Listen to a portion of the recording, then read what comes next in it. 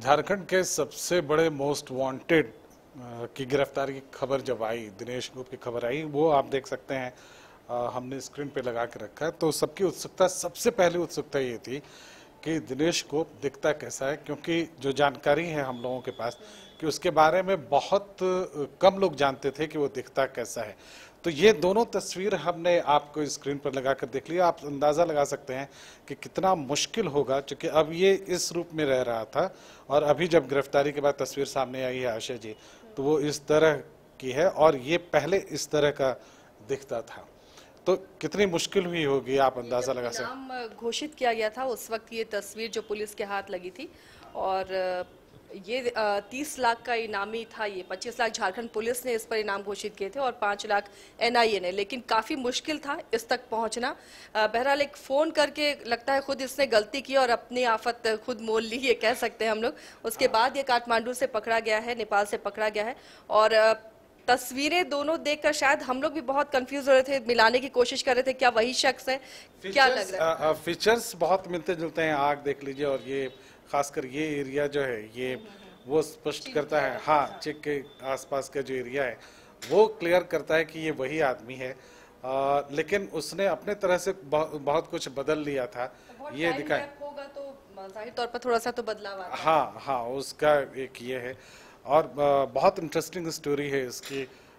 ये भी बात सुनने में आई है कि पहले ये फौजी बनना चाहता था और फिर बाद में परिस्थितियों ने इस तरह से उसे बना दिया। ये हालांकि अब जब नक्सल की कहानी आप यहाँ पर सुनेंगी, बहुत इलाकों में ऐसा हुआ है कि कई बार परिस्थितियों के कारण भी नक्सली बने लोग और इस तरह से। लेकिन ये एक आतंक था और आतंक का दूसरा नाम था, इसमें कोई दो राय नहीं है और इसलिए इसकी गिरफ्तारी से बहुत राहत मिली है। 150 मामले किसी पर दर्ज होना, उससे भी ज्यादा मामले होंगे जो इसने अंजाम दिए हैं और रंगदारी, हत्या जैसे आम बात थी इसके नाम पर। बहुत सारे लोगों को लेवी वसूली उनसे जाती थी, इसके नाम से लोग खौफ खाते थे झारखंड में। तो एक बड़ी सफलता इसे और माना जाए कि PLFI का ग्रुप इसकी गिरफ्तारी के बाद अब खत्म हो जाएगा। अब ग्रुप पूरी तरह से खत्म होता है या नहीं, लेकिन बड़ा धक्का तो जरूर है। और आप अभी जो रिसेंट कल ही ये खबर आई है हम लोगों के पास कि भाजपा नेता को उसने फ़ोन किया था कि 10 AK-47 उससे मांगे थे। तो आप समझ सकते हैं कि वो दूर था, नेपाल में था। इसके बावजूद उसने यहाँ की गतिविधियों पर पूरी तरह से नज़र बनाए रखी थी, कंट्रोल उसका पूरी तरह से संगठन पर था। तो जब नेता होने के बावजूद, PLFI का सबसे बड़ा नेता होने के बावजूद वो दूर रहकर, विदेश में रहकर यहाँ कंट्रोल कर रहा था, तो उस ऑर्गेनाइजेशन को तत्काल ख़त्म करना तो शायद आसान नहीं होगा। हाँ, इतना ज़रूर है, ये ज़रूर है कि अब इसकी गिरफ्तारी के बाद जब पुलिस इसे रिमांड पर लेगी तो बहुत तथ्य सामने आएंगे, बहुत सारी बातें खुलकर सामने आएंगी। तो उसके बाद एक राहत की उम्मीद हम कर सकते हैं।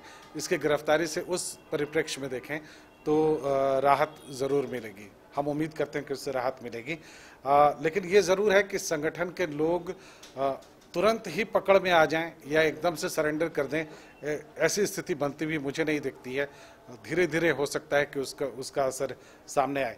लेकिन सबसे इंटरेस्टिंग बात यह थी कि पुलिस को भी इसके बारे में जानकारी नहीं थी ठीक से। बहुत कम पुलिस वाले थे जो इसको आमने सामने से जिसने देखा हो या कभी भी इसकी तस्वीर। काफी मुश्किल रहा होगा। देखिए दोनों तस्वीरों को कंपेयर करिए। हाँ, तो रिजम्बल करना अब इतना ज्यादा चेंज हो चुका है, हुलिया की पुलिस के लिए भी मुश्किल रही होगी। बिल्कुल बिल्कुल। हालांकि फीचर्स अभी भी मिलते हैं, बिल्कुल साफ है।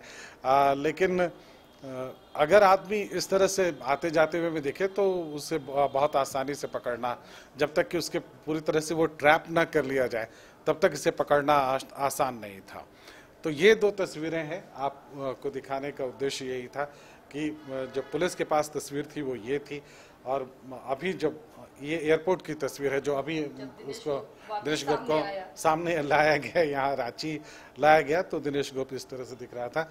नेपाल ही क्यों, ये सवाल आपके मन में ज़रूर आएगा। तो हम आपको बता दें कि वामपंथ की पकड़ नेपाल में भी ज़बरदस्त है और इसलिए वामपंथियों में जो एक्सट्रीम वामपंथी हैं, जो अतिवादी वामपंथी हैं, उनके एक तरह से पनाहगाह वो है। तो बॉर्डर खुला होने का फायदा भी मिल जाता है। बिल्कुल बिल्कुल वो मिलता है और उसी का फ़ायदा उठाकर वो नेपाल भाग जाते हैं। और जितने भी क्रिमिनल्स हैं उनके लिए आसानी होता है, क्योंकि अगर आप किसी देश की टेरिटरी को क्रॉस कर जाते हैं तो पुलिस के लिए आसान नहीं होता है कि वो इतना सारा कुछ करे।